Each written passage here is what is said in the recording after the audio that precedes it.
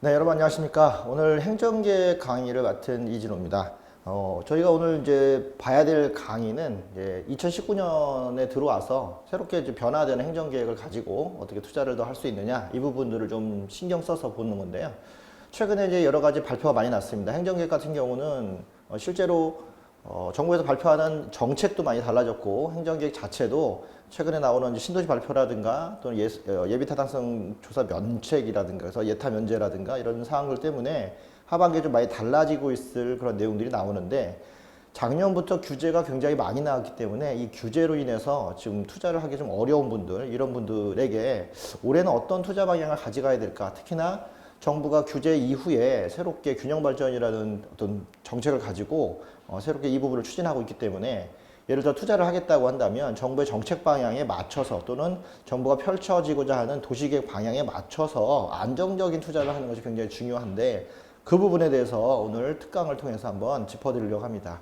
최근에 벌어졌던 여러 가지 도시계획 사항들, 그리고 이 도시계획을 접근할 때 꼭 올해만큼은 알아야 될 어떤 키워드들이 있는데, 그 키워드를 중심으로 해서 먼저 체력을 좀 길러보시고, 도시계획 하면 제일 많이 할 수 있는 생활권 계획이라든가 또 행정계획이라든가 기타 여러 가지 철도망 계획들, 이런 것들을 한꺼번에 좀 살펴볼 수 있는 그런 시간들, 시간이 좀 짧기 때문에 자세히 보지는 못하지만 대표적으로 행정계획이 어떻게 반영되고 있는지 사례를 좀 설명을 좀 드릴 거고요.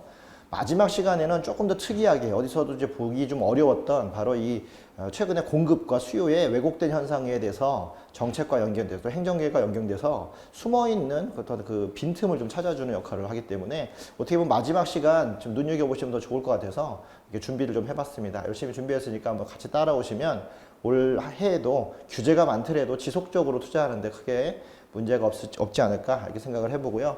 2019년 행정계획의 패러다임이 변하고 있습니다. 변하고 있는 곳에서 실제 돈이 될 수 있는 실전 투자 전략 어떤 것이 있는지 살펴볼 거고요.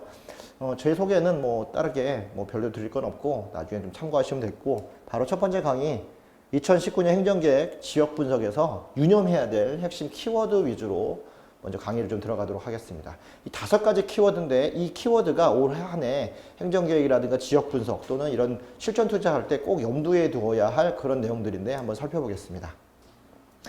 첫 번째로는 바로 인구 부분인데요.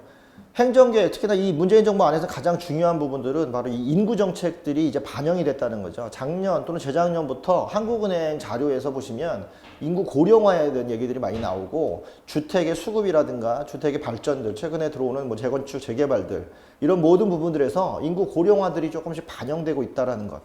이 얘기는 일본에서 얘기하고 있는 일본의 어떤 잃어버린 20년 이후 부동산 시장의 문화와 저희 문화가 좀 닮아 있다, 또는 우리는 좀 다른 문화가 있다, 이런 것들이 좀 많이 제기되는 상황에서 나오기 때문에 인구에 대한 문제 이제는 좀 더 짚어가야 되는데, 특히나 올해 문재인 정부 정책이라든가 도시계획안에는 이렇게 인구의 부분이 많이 반영되어 있다는 거죠. 그 중에 특히 바로 이 고령화랑 계층 간의 갈등이 좀 들어가 있습니다.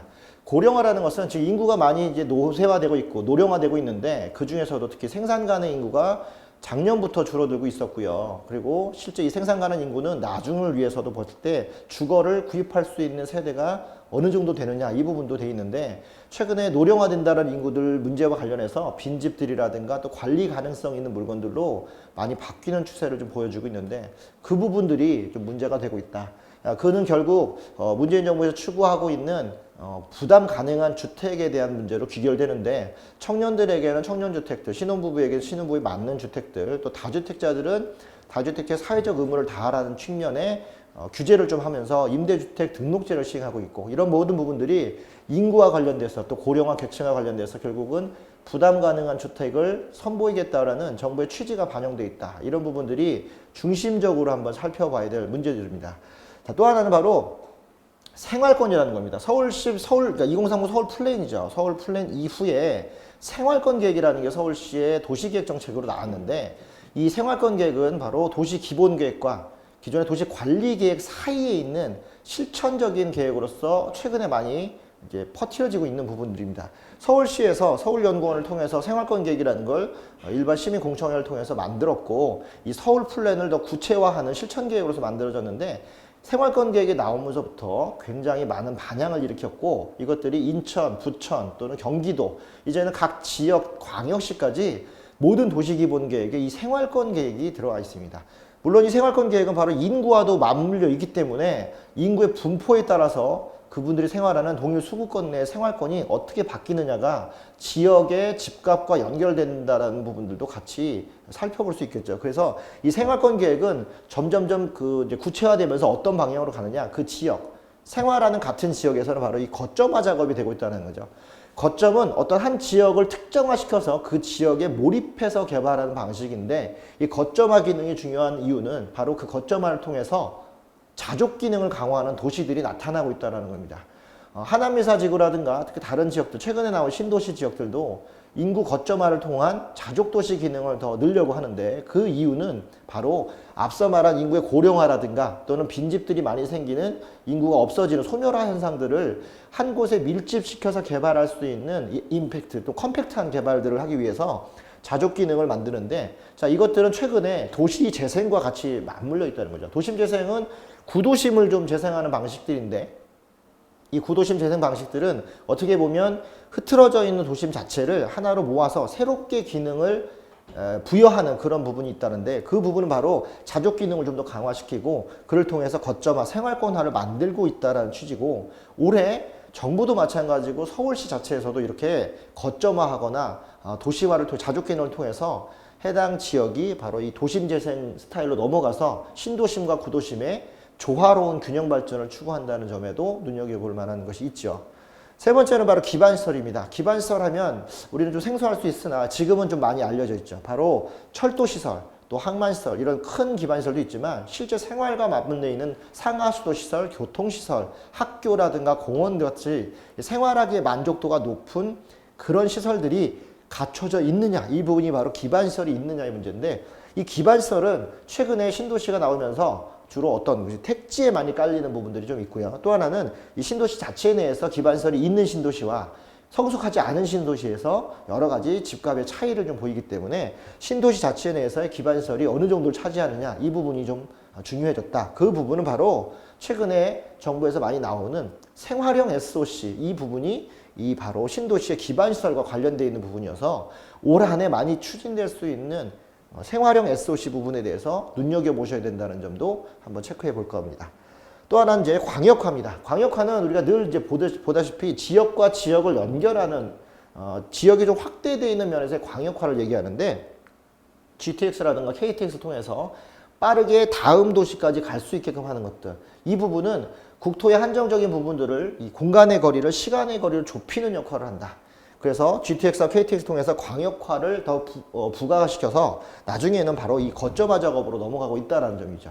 어떻게 보면 이 모든 것들이 다 연결선상에 있다라고 보시면 되는데, GTX와 KTX는 거점화를 더 고급화시키는 단계를 하고요. 또 그 지역이 몰입하기 때문에 역세권의 발전을 좀 추구하는 그런 방식으로 가고 있어서, 광역화는 어떻게 보면 밀도를 더 높이는 작업들을 하고 있는 도시계획의 일환이다라고 보시면 되겠고요. 최근에 또 이런 부분들이 서남권 지역에 또 부산 남부 지역이죠. 경남 지역에서 경남 KTX의 활성화라든가 이런 걸 통해서 진주라든가 항만 지역이 좀 요즘 안 좋은데 그 지역을 빠르게 거점화시키는 방식으로 이부 광역화가 지금 추구가 되고 있다. 지금 그것이 예비타당성 면제와 같이 맞물려서 지금 펼쳐지고 있기 때문에 이제 이 부분들도 눈여겨 좀 봐야 된다는 거죠. 마지막으로 바로 지방 분권입니다. 문재인 정부는 처음부터 지방 자치와 분권을 얘기를 했기 때문에 지방 분권 안에 있는 지방 분권을 통해서 예산을 좀 넘겨준다든가 또는 자치를 통해서 자기들 권한을 좀 위임한다든가 이런 단계를 거치게 되는데, 그 중요한 부분들은 바로 지방의 발전들이 수도권과의 발전과 양립해야만 균형 발전 측면으로 넘어간다는 부분인데, 그 중에서 가장 큰 것들, 지방을 발전시키려면 재정적으로 여유가 있는 곳과 그렇지 않은 곳에 대한 지원이 있어야 되는데, 재정적으로 여유지 않는 곳에서는 좀 더 빨리 일을 할 수 있도록 예비타당성 제도를 면제하는 방식을 지금 추진했고요. 또 하나는 바로 이 모든 사업들이 지방의 자립도가 안 좋은 곳이나 또는 지방의 자립도가 완벽히 좋은 곳이나 지원을 통해서 재정사업, 소위 말하는 예산을 가지고, 국가 예산을 가지고 할 수 있는 재정사업을 통해서 진행된다는 점이 특징입니다. 지금 보시는 이 패러다임 변화라는 거, 기존에 중앙 집권적에서 해라 마라 했던 것이 아니라 인구의 고령화도 고려하면서 또 그 지역의 생활 만족도와 생활권을 고려하면서 거점화 작업을 하고 있고, 해당 지역의 집을 많이 짓는 게 아니라 그 집이 만족도 있게 누릴 수 있는 기반 시설을 주로 까는 쪽에 많이 초점이 맞춰져 있으면서 이런 지역과 지역들을 KTX나 GTX로 광역화로 연결하는 작업들, 그로 인해 지역의 거점화를 시도하고 있는데, 이렇게 하는 최종의 목적들은 바로 향후에 있을 지방 분권을 통해서 지방의 균형 발전을 추구하려고 하는 정책적, 도시계획적 목표가 있다. 그렇기 때문에 이 5가지가 올 한 해 도시계획을 보고 투자를 하겠다라면 꼭 염두해 두어야 할 그런 내용들입니다. 자, 이 키워드들이 각자 어떤 식으로 적용이 되고 어떻게 중요한지 하나하나 좀 이제 분리해서 보도록 하겠습니다. 자, 인구 고령화 같은 경우는 우리나라도 마찬가지로 초고령 사회로 많이 진입하고 있고요. 또 어떻게 보면 이제 2030년이 넘어가게 되면 고령화 단계에서 성숙기 단계로 가기 때문에 그만큼 인구 구성비에서 58년, 지금 이제 58년생이라고 하죠. 우리 베이비붐 세대들이 고령화로 완전히 진입하고 그 이후 세대도 고령화 단계로 가고 있기 때문에 전체적으로 사회 인구가 약간의 나이 들어가는 현상들이 나옵니다. 그렇게 되다 보면 구매력, 생산 가능 능력도 떨어지면서 구매력도 많이 떨어지게 되는데, 자, 그럴 때의 도시계획들, 특히나 인구 고령화에 초점이 맞춰져 있는 주택 정책들은 좀 달라져야 한다. 예를 들어서 이런 부분이 있는데요. 일본 같은 경우는 아파트가 도시 외곽에 있는 아파트들이 저희한테는 지금 좋은 면인데, 일본 같은 경우는 단독주택을 좀 선호하는 그런 경향이 있습니다. 그 이유는 아파트에 살면서 관리비를 낼 수 없는 노령층들이 증가함으로 인해서 엘리베이터가 움직이지 않는 그런 일이 벌어지고, 그렇다 보니까 실제 음식물을 섭취할 수 없거나 또 음식물 섭취하길래 계단을 오르낼 수 없는 이런 노령층들을 위해서 꼭대기까지 도르래를 이용해서 먹을 걸 전달해주는 이런 관계가 나온다는 거죠. 자, 그런 것은 일본에서 나오는 어떻게 보면 도시가 쇠퇴하는 현상들인데, 우리나라는 특히나 아파트로 모든 게 이루어져 있기 때문에 이런 부분들을 앞서서 눈여겨본다면 인구 고령화에 따라서 주택 정책도 좀 달라져야 되고, 이 정책이 일본처럼 단독주택화 되는 것이 아니라 아파트를 관리 형태로 넘어가고 있는, 관리를 좀 더 해주는, 케어를 많이 들어가는 그런 형태로 가고 있고, 이 아파트 자체에서 고령화를 위해서 여러 가지 제공되는 서비스들이 많은 아파트들이 좀 더 인기를 얻게 되는 그런 방침으로 넘어가는데, 그런 것들이 바로 고령화 단계에서 보여줄 수 있는 주택 정책에 나올 수 있는 방식입니다. 인구 고령화가 주택 시장에 미치는 영향이라고 한국은행 자료에서 나온 바가 있습니다. 2017년 7월 27일 이 정부가 시작되고 나서 파리 대책이 나오기 전에 이러한 자료들이 조사된 적이 있었는데, 눈여겨볼 만한 내용이 있어서 소개를 좀 드립니다. 인구가 고령화됐을 때 주택시장은 어떤 영향을 받느냐? 바로 중장기적 수요가 증가, 중장기적 주택 수요가 증가가 둔화한다. 그러니까 수요가 계속 늘어나질 않는다는 거겠죠. 그러면 결국은 지금처럼 고가주택이라든가 이런 주택들, 다주택자가 많은 형태에서 주택 수요에 대한 것이 증가되지 않다면 가격이 낮게 떨어질 수밖에 없는 일들이 곧 벌어질 수 있다는 부분도 얘기가 나오는데, 보시면 고령 가구가 소득 보전을 위해서 주택을 처분해야 되는데, 이 처분한 유인이 커지면서 청년 가구 주택의 약화와 함께 주택의 증가세를 둔화시키는 요인을 작용한다. 우리나라의 고령층들은 집이 전 재산이기 때문에, 예를 들어서 이제 퇴직하고 난 이후에 보통은 그 이후에 처분을 하는 경우들이 많이 있는데, 우리나라는 그 이후에 처분을 고려하다가 실제적인 처분은 노동 능력이 떨어지거나 소득 능력이 떨어지는 시점인 70세에 가서 투매 현상이 나올 것이라는 예상을 좀 하고 있는데, 그런 부분들 때문에 물건을 사기보다 파는 시점이 더 많이 오기 때문에 수요가 떨어질 것이다. 이런 것들이 주택시장에 영향을 줄 것이다. 이런 것들이 바로 고령화의 문제점으로 제기되고 있고요. 또 하나는 중소형 주택이나 아파트의 선호들, 그만큼 평수가 클 필요가 없다라는 거죠. 평수가 크면 관리를 많이 해야 되는데 노령층이 있어서 이 관리하기 위해서 들어가는 노동력의 투입들이 너무 어렵다라는 거죠. 그만큼 뭐 쉽게 말해 청소하기 힘든 집들이 많이 나온다. 그런 집들을 갖고 있을 필요 없이 작은 집들, 작지만 그렇다고 싼 집이 아닙니다. 절대 작지만 자기 만족도가 높은 집으로 가야 되기 때문에 사실 중소형 주택에 대한 수요가 더 늘어나서 오히려 가격대는 비슷해질 수 있는 그런 현상들이 나오고요.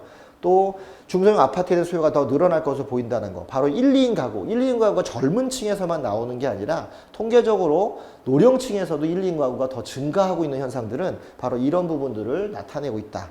월세 중심의 임대차 구조 시장. 지금은 이제 전세가 더 많이 있는 쪽으로 회귀가 됐죠. 이 상태는 뭐 일시적이거라고 좀 봐야 되고, 우리나라의 전세 구조 자체가 다른 나라에 대비해 좀 특이한 구조이기 때문에 그런 현상이 있다고 보는데, 어쨌든 기본적으로는 월세 중심의 임대차 구조 시장으로 변화가는 모습들을 보여야 되는데, 그 이유는 소득 능력이 떨어지기 때문에 이 집에 대한 부분들을 임대차 수요로 바꿔주는 그런 방식으로 가고 있다. 그래서 다주택 보유자라든가 50세 가구를 중심으로 해서 실질적으로 이렇게 임대를 통해서 안정적인 현금 흐름을 가져오려는 모습들을 좀 보인다는 거예요.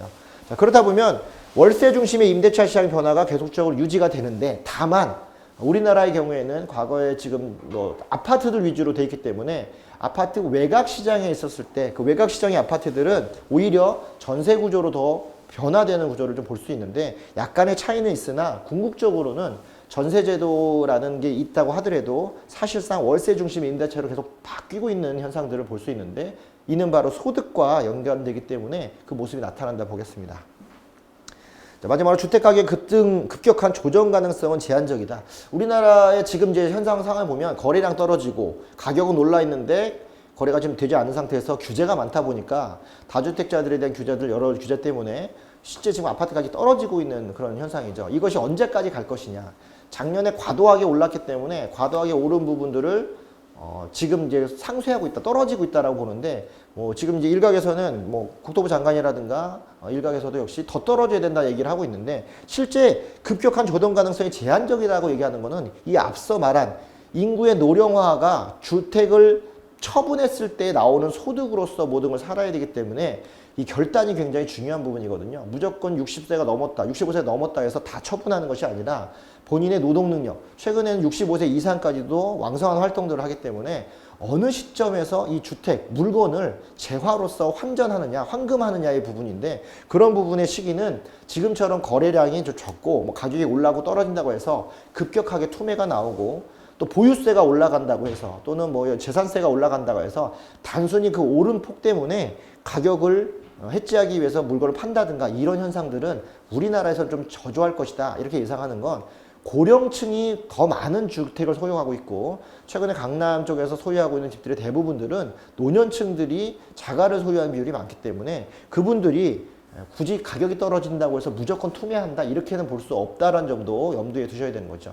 그래서 부동산 폭락론자들이 얘기하는 것과는 다르게 사실 우리나라의 이런 인구 고령화 현상들이 오히려 부동산의 처분이라든가 이런 것들을 더 늦추는 문제가 있기 때문에 지금 가격이 좀 떨어진다고 해서 앞으로 계속 더 떨어질 것이다, 이런 것들은 좀 더 다르게 해석해야 되지 않나. 오히려 이러한 시차적인 문제 있을 때 공급이라든가 이런 게 좀 다 따라주지 않으면 생각외로 공급과 수요가 왜곡 현상이 일어나기 때문에 2, 3년 뒤에는 한 번 더 가격이 올라갈 수 있는 그런 현상도 온다. 사실 지금 올해 말고도 내년까지 실제 입주 물량들이 조금만 더 풀린다고 하면 이러한 현상들에 의거해서 2, 3년 정도 반등할 가능성이 있기 때문에 지금 주택을 더 구매해야 되는 시기가 아니냐 이렇게도 얘기하는 전문가들도 있다는 점도 살펴보시면 좋을 것 같습니다.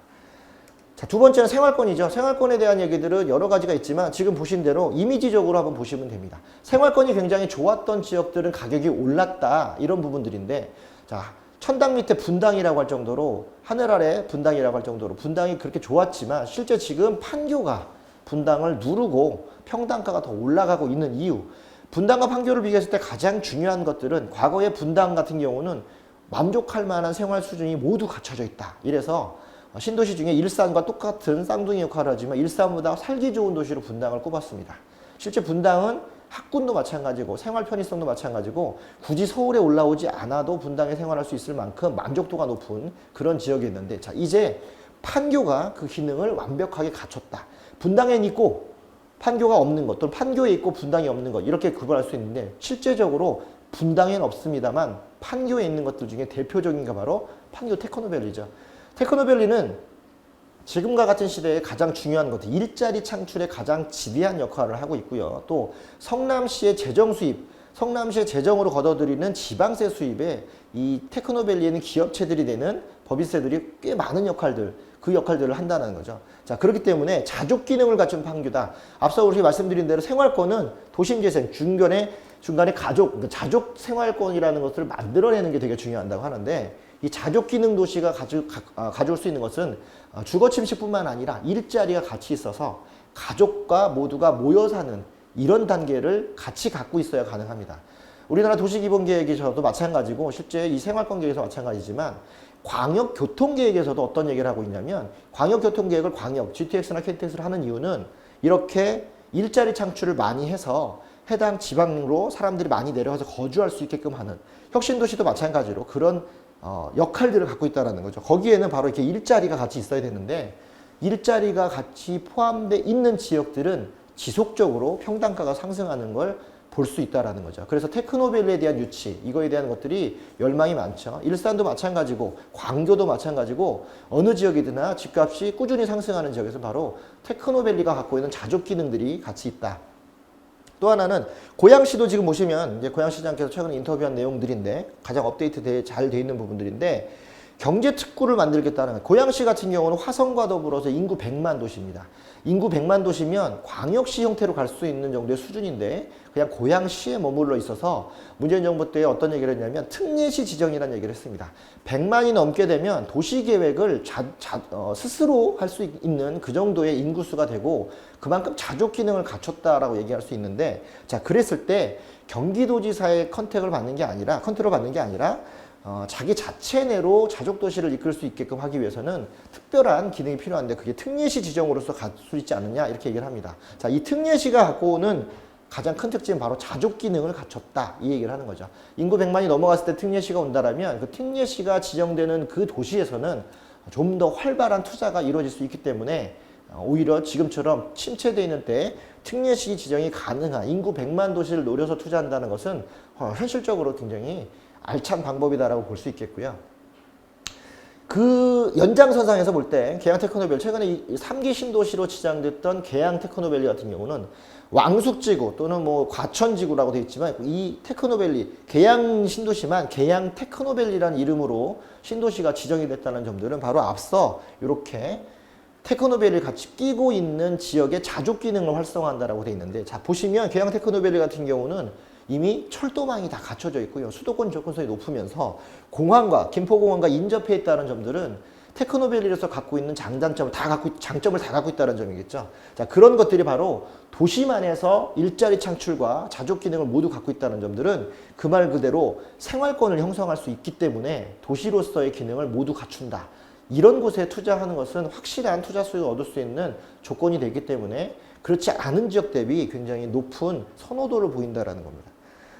자, 그래서 자족 기능이 커지는 안양시 같은 경우도 보시죠. 이거는 좀 틀립니다. 신도시 같은 개념과 이런 부분 외에 원도심도 이 기능을 가져갈 수 있는데, 안양 같은 경우는 최근에 비규제 지역으로서 안양에 붐이 많이 일었고 실제 이렇게 안양 센트럴 해수욕이라든가 CL 포레자이 같은 경우는 굉장히 경쟁률을 높게 청약을 받았는데, 그 이유는 안양은 구도심이지만 평촌이라는 신도시를 같이 품고 있기 때문에, 또 그 옆에 스마트시티라는 안양 테크노밸리를 같이 끼고 있기 때문에 이런 것들이 한꺼번에 있으면서 굳이 신도시처럼 개발을 하지 않아도 구도심 형태에서 이 원도심이 갖고 있는 단점을 이렇게 극복할 수 있는 부분으로 가기 때문에 이 점이 우리가 좀 더 주목해서 봐야 될 것이죠. 기존에 무조건 신도시만 테크노밸리가 있는 게 아니라 구도심도 원도심의 재발견 형태로 테크노밸리라든가 이런 원도심의 개발을 통해서 자족 기능을 갖출 수 있다면 이곳조차도 똑같이 생활권화된다. 그래서 생활권 계획이라는 것은 실제로 도심 재생의 타이틀을 맞췄을 때에는 구도심을 이렇게 자족 기능으로 완성시키는 역할을 하는 게 바로 이 생활권 계획이고, 생활권 계획에 참여하는 바로 이 주민들은 공람을 통해서 우리 지역이 어떻게 바뀌면 생활적 만족도가 높을까, 이 부분에 대해서 고민해서 나온 결과물이기 때문에 최근에 나오는 신도시에 대한 문제도 마찬가지지만 원도심, 구도심에서도 이런 부분이 가능하다는 점에서 생활권 계획도 눈여겨봐야 되는 그런 포인트 중에 하나가 올해 있다는 것도 살펴볼 수 있습니다. 자, 세 번째는 기반시설이죠. 자, 이런 지역에서의 투자들은 가장 중요한 거, 아까도 교통망 같은 것들이 많이 있다고 말씀드렸는데, 이 교통망들은 바로 기반시설과 연관되어 있는 부분들입니다.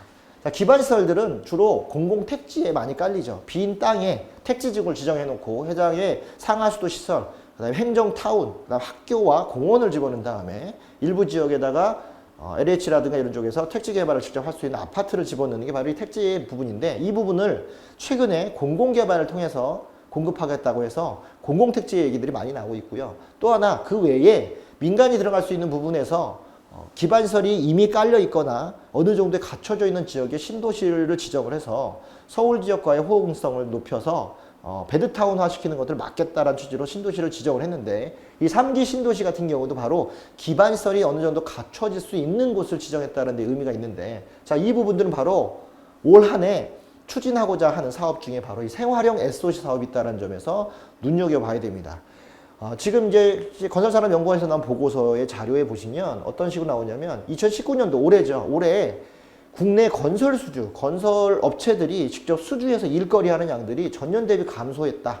또 감소한 금액 자체도 135조 원 정도를 얘기를 합니다.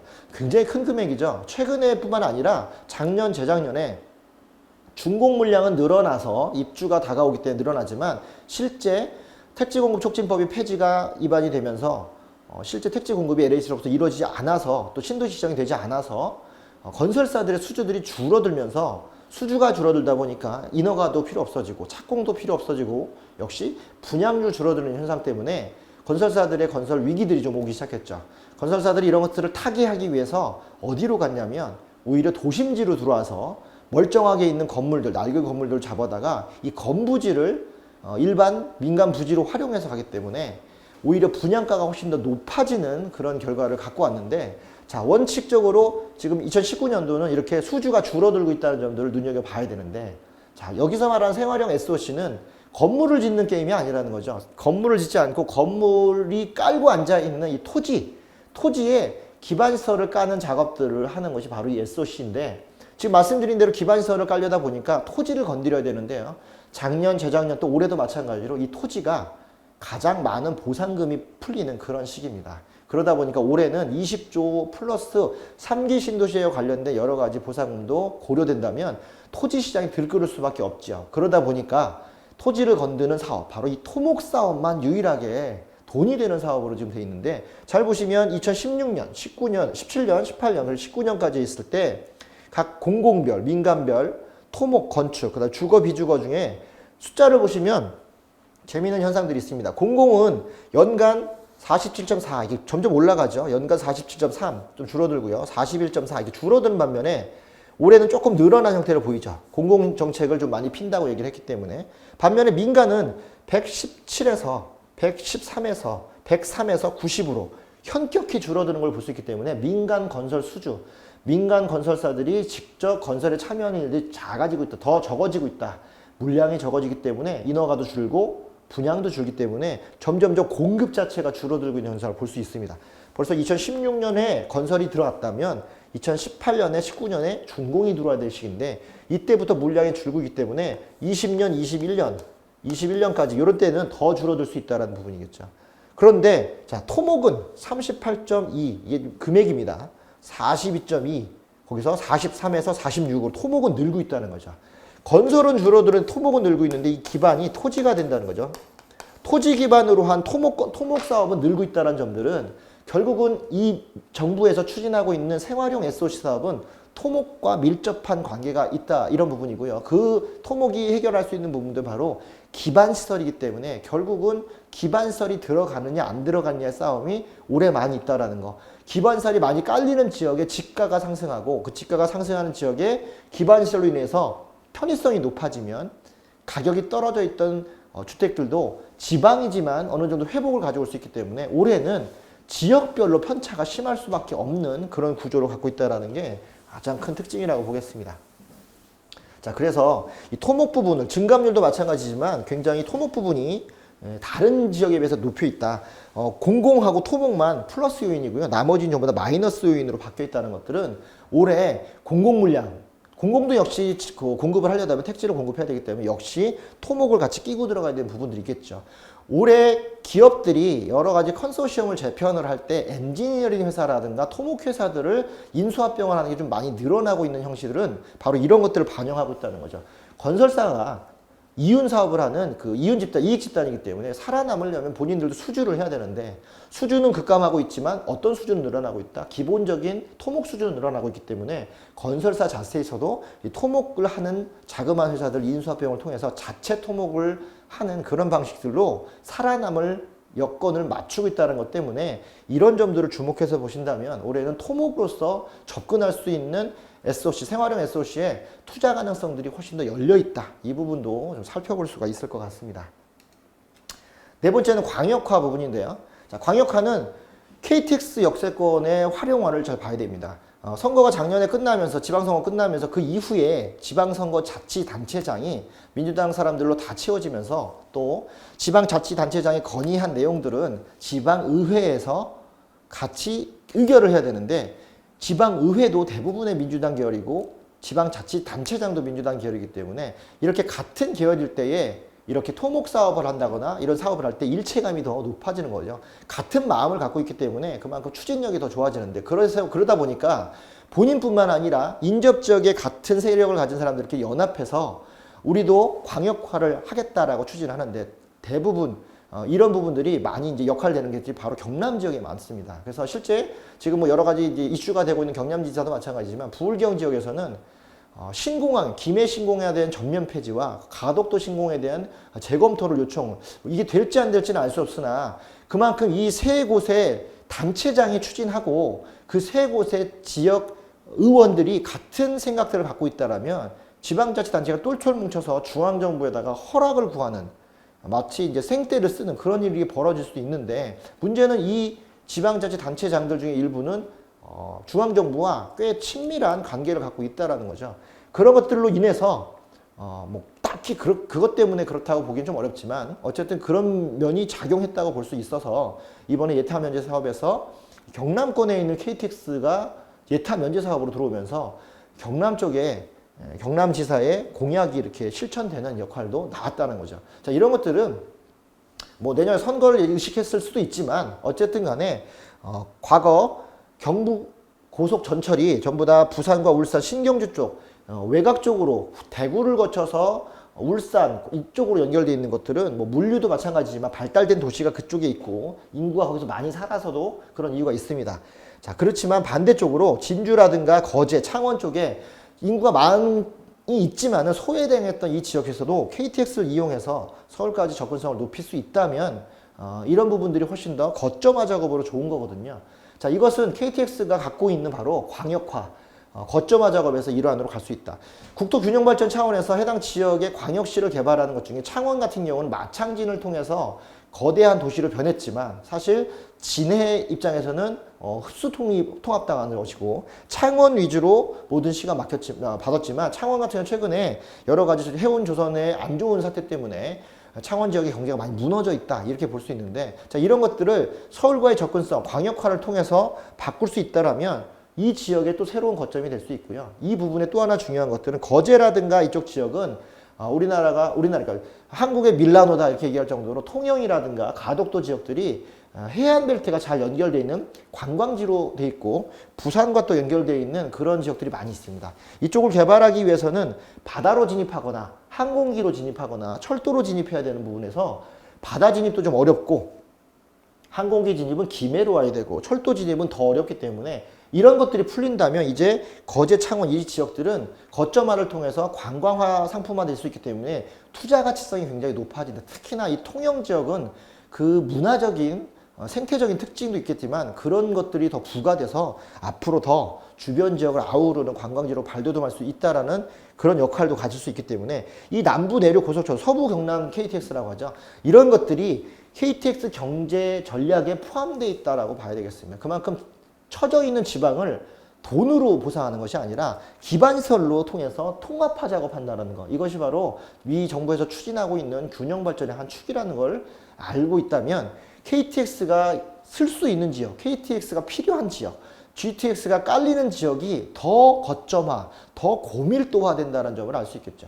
그래서 그런 지역에서의 투자 가치가 더 높아지기 때문에 그 지역을 노려야 되는 그런 투자들만이 지방이라도 살아날 수 있는 투자가 된다. 실제 보시면 교통거점화, 지역 특성화, 도시발전 연계라는 세 가지 패턴으로 진행되는데 여기서 보시면 지역 특성화라는 걸 더 눈여겨보셔야 되는 거예요. 단순히 거점화 작업이 아니라 해당 지역을 특성화시킬 수 있는 어떤 주제가 있다면 그 주제가 있는 지역을 교통 거점화를 시켜서 시너지를 내겠다는 취지가 좀 있고요.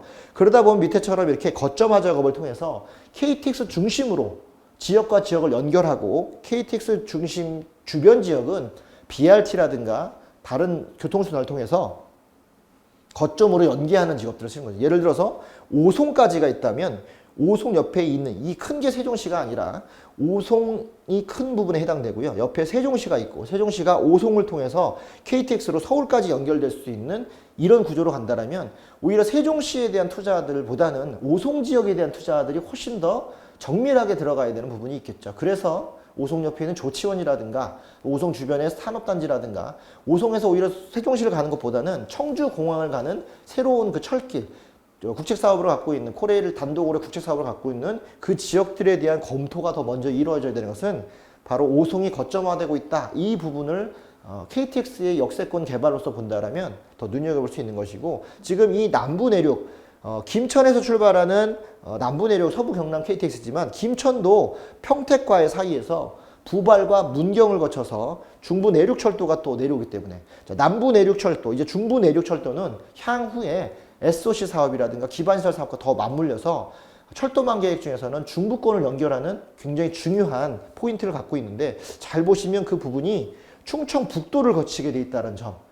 결국은 이것도 뭐 설왕설래가 많이 있지만 내년에 총선을 염두에 둔 하나의 발표로서도 예측할 수 있는 부분이겠죠. 그만큼 대구 경북권의 표심보다는 충청권의 표심들이 많이 작용할 수 있게끔 그런 모든 SOC들이 이 비거주 지역들에다 많이 깔리는데, 자, 이 지역들은 예산이 많이 없기 때문에 국책 사업으로밖에 할 수가 없고요. 역시 재정 사업으로밖에 할 수 없다.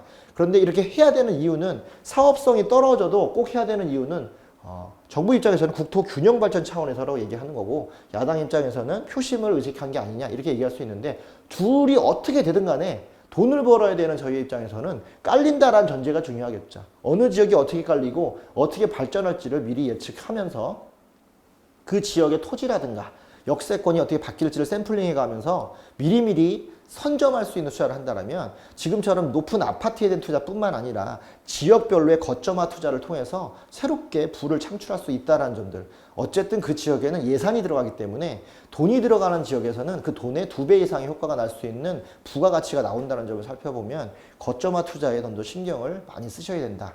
이 부분도 그런 부분에 매침이 있다는 걸 꼭 살펴보시면 좋을 것 같습니다. 자, 그래서 마지막 결론이 바로 이 지방 분권이겠죠. 민진 정부는 처음에 출범할 때 국정과제 100대 국정과제 안에서도 지방 분권에 대해서 계속 얘기를 했었고, 지방 분권이 어떤 식으로 나올 것이냐가 가장 중요했는데, 1년차, 2년차에서는 적폐청산에서 많이 기울어졌다면 3년차에서 성과를 내야 되는 해, 그리고 내년에 총선이 있는 해에서는 실질적으로 눈에 가시화되는 게 필요합니다. 그래서 제일 먼저 일단은 주택시장은 좀 잡혔다라는 평가를 지금 받고 있기 때문에 한숨이 놓였고, 이제 일자리 창출이 필요하고 고용을 올려야 되는 것들 뿐만 아니라 지방에 있는 표심들을 잡기 위해서 지방 분권도 애써서 신경 써야 되기 때문에, 올해 과거 김수현 사회수석이었지만 김수현 정책실장으로 넘어오면서 혁신도시 2.0과 지방 분권 그리고 포용국가 성장을 더 많이 힘쓰겠다라고 얘기한 이유는 바로 이런 부분에 어떤 징조였다 이렇게 볼 수가 있겠죠.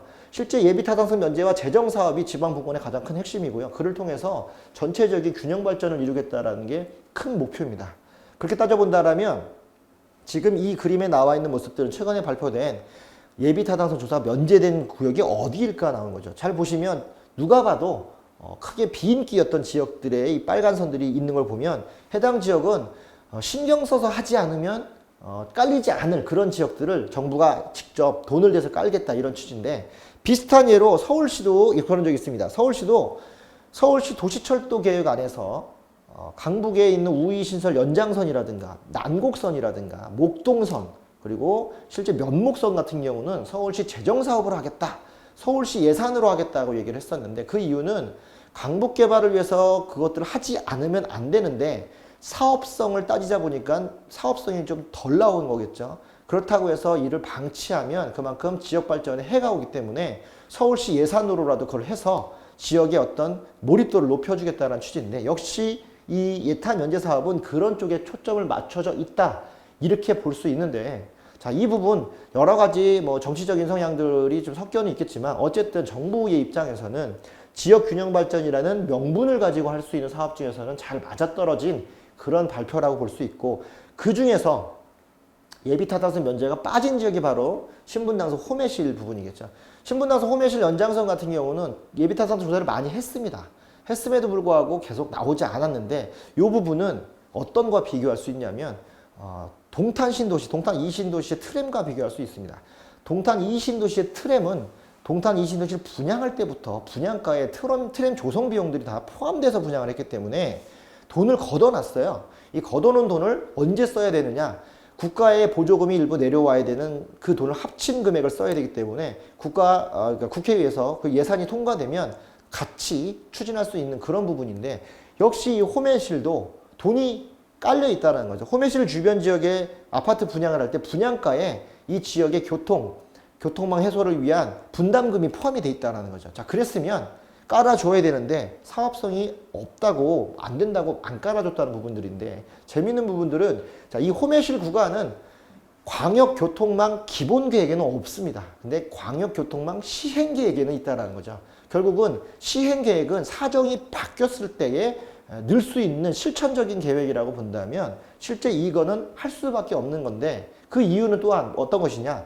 기본계획에는 없어도 이미 교통 영향평가를 통해서 들어갈 수 있는 부담금을 거둔 상태이기 때문에 해야 되는 입장인 거고, 이를 통해서 시행계획으로 홈앤실까지 오는 게 중요한 게 아니라 봉담까지의 선을 만들어서 인천발 KTX가 어천역에서 만났을 때 봉담을 통해서 접근할 수 있게끔 하는 이 서남권 지역의 KTX를 환승할 수 있는 역세권을 만들어야 되는 목적적인 부분이 있다. 그 부분에서 분명히 홈앤실 뿐만 아니라 봉담까지도 연장선을 넣어야 되는 문제가 있는데, 이 부분이 예타에서 빠졌습니다, 이번에. 하지만 김현미 장관이 TV에 나와서도 직접 얘기한 것처럼 예타에는 빠졌으나 이거를 정부와 상의해서 꼭 예비타당성을 통과시키겠다고 얘기했던 부분들이 있는데, 그 부분들이 지금 내용이 나오는데, 이번에 염태영 수원시장께서 홍남기 경제부총리를 만나서 이 부분을 해결해달라고 했더니 걱정하지 말라라고 약속을 받아냈다는 얘기가 나오는데, 그 부분 바로 이 광교신도시 사업시행인가인 경기도시공사가 이미